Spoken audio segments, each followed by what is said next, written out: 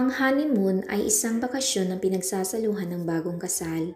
Kadalasan itong ginaganap sa malayong lugar tulad ng kwento natin ngayon. Ito ang totoong kwento ni Ariel, di niya tunay na pangalan. Nag-book kami ng hotel sa Maui, Hawaii.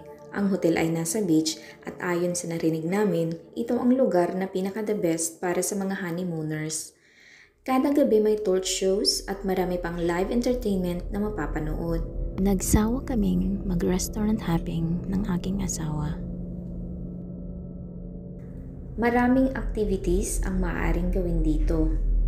At nung ika-4 na araw namin, naisipan naming mag-hike sa mga trail. Gamit namin ang rental car, bumiyahe kami ng aking asawa ng mahaba-haba papunta sa pinakamalapit na parking lot ng PPY Trail. Napili namin ang Bamboo Forest.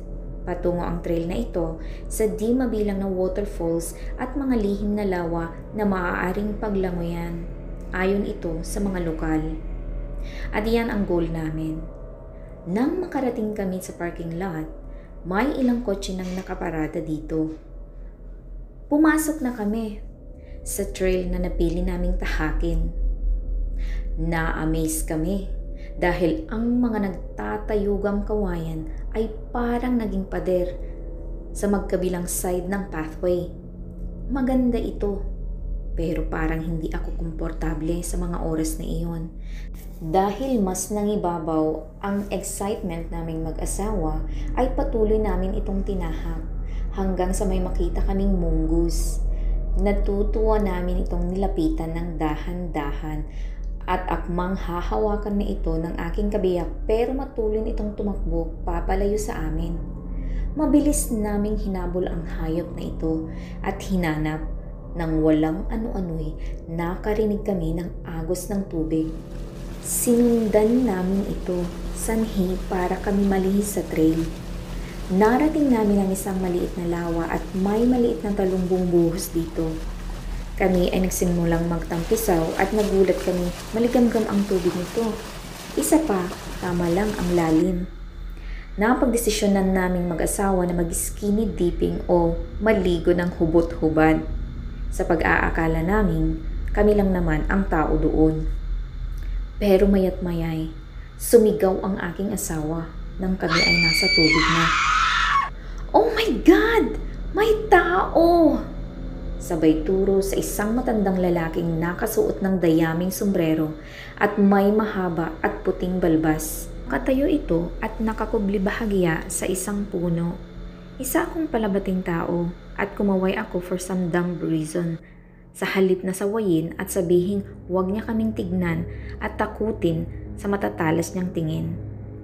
Pero wala akong nahintay na tugon. Sinabihan ko ang aking asawa na umalis na kami. Pero ayaw niyang umahon dahil siya ay hubad.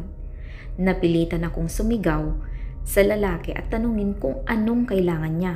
Sumagot siya sa napakalalim na boses. Hinahanap ko ang aking aso. Sumagot naman ako na wala kaming nakita. Pagkasambit ko noon ay agad na siyang tumalikod at umalis. Dali-dali naman kaming nagbihis ng aking asawa. Agad naming hinanap ang trail na tinahak namin kanina. Pero hindi na namin ito mahanap kahit anong gawin naming ikot at galugad sa paligid. Napalayo kami ng husto at naliligaw na kami. Dumidilim na ang paligid at nagsimula na rin kaming magpanik. Napaiyak na lang sa takot ang aking asawa nang lumubog na ang araw. Habang kami naglalakad at tinatahak ang madilim na gubat, ay napansin namin parang may sumusunod sa amin. Pero pinagkibit-balikan namin ito.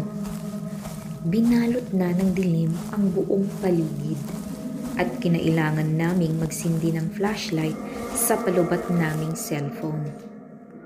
Nang walang ano-ano'y may narinig kaming mga yabag na palapit sa aming likuran. Binulungan ko ang aking asawa na patayin ang ilaw para hindi kami makita ng kung sino mang nakasunod sa amin. Isang kakilakilabot na kadiliman ang bumalot sa amin nang mapatay na ang ilaw. Dito nagsimulang mag-adjust ang aking mga mata sa dilim. Pagkaraan ng ilang segundo ay may napansin akong isang figura 10 talampakan ng layo sa amin at dahan-dahang gumagapang ito patungo sa amin. Sa takot ng aking asawa ay inilawan niya ito at nagulat kami dahil siya yung matanda kanina sa talon at may hawak na itong hacksaw o lagaring pambakal. Nagulantang kami at napasigaw. Mabilis kaming tumakbo papalayo sa matandang ito. Tinahak namin ang madilim na kagubatan. Takot na takot at hindi kami magkanda o gaga sa paghahanap ng daan patungong parking lot. Salamat sa konting liwanag ng buwan na tama lang para maaninag namin ang dinadaanan namin. Himalang nagkaroon ng signal ang aking cellphone at sinundan namin ang map na siyang nagdala sa amin pabalik sa parking lot. After 10 to 15 minutes na pagtatakbo ay narating namin ang aming rental car. Lumuwag ang dibdib namin at pakiramdam namin ay nabigyan kami ng pangalawang buhay.